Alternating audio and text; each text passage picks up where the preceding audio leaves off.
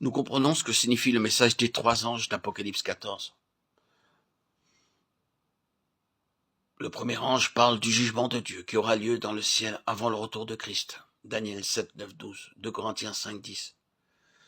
Il devra être décidé avant son apparition qui sera ressuscité des morts pour la vie éternelle et qui d'entre les vivants sera transmué à sa venue.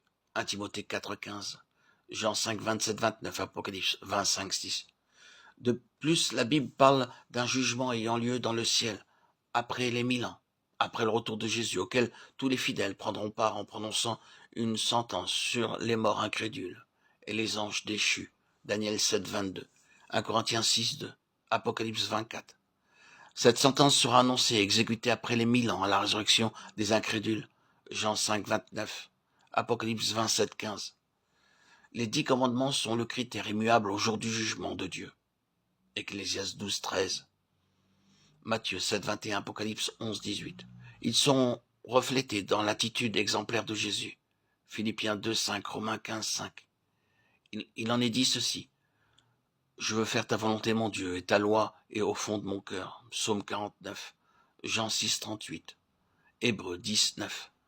Dans le Notre Père, nous prions ainsi, que ta volonté soit faite. Mais la volonté de Dieu devient-elle réalisée dans notre vie de péché ? La Bible dit ceci, le péché est la transgression de la loi. 1 Jean 3, 4. Car le salaire du péché, c'est la mort. Romains 6, 23.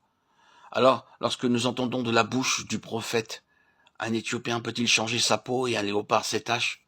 De même, pourriez-vous faire le bien, vous qui êtes accoutumés à faire le mal ? Jérémie 13, 23, Romains 7, 24. Quand nous considérons notre propre vie, nous devons réaliser qu'il est impossible que par nous-mêmes nous échappions au jugement de Dieu et par conséquent à la mort éternelle. Dieu néanmoins a tracé un chemin de salut pour tous ceux qui étaient sous l'esclavage de Satan. Ce chemin que l'amour de Dieu a tracé s'appelle Jésus-Christ. Car Dieu a tant aimé le monde qu'il a donné son Fils unique afin que quiconque croit en lui ne périsse point, mais qu'il ait la vie éternelle. Jean 3, 16. Golgotha se dresse comme mémorial de ce sacrifice incompréhensible qui était nécessaire pour expier les transgressions de la loi de Dieu. Ainsi, nous ne pouvons considérer le péché comme quelque chose d'anodin. Romains 6, 15. L'offre de miséricorde de Dieu n'est pas une offre à bon marché. Elle nécessite notre consentement et notre complète soumission à Dieu. Jésus dit ceci, « Je suis le chemin, la vérité et la vie. Nul ne vient au Père que par moi. » Jean 14, 6.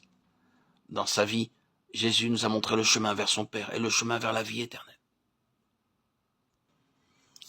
Et Jésus répond aujourd'hui comment obtenir la vie éternelle à travers Christ.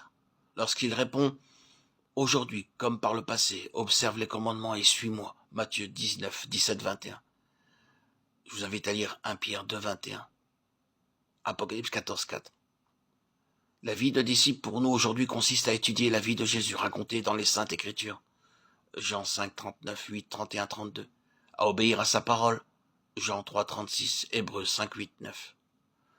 Le Saint-Esprit provoquera la même réaction en nous qu'au jour de la Pentecôte, lorsque le peuple de Dieu confessa ses péchés et s'écria « Que ferons-nous » La réponse de Pierre fut celle-ci « Répentez-vous » Acte 2, 37, 38.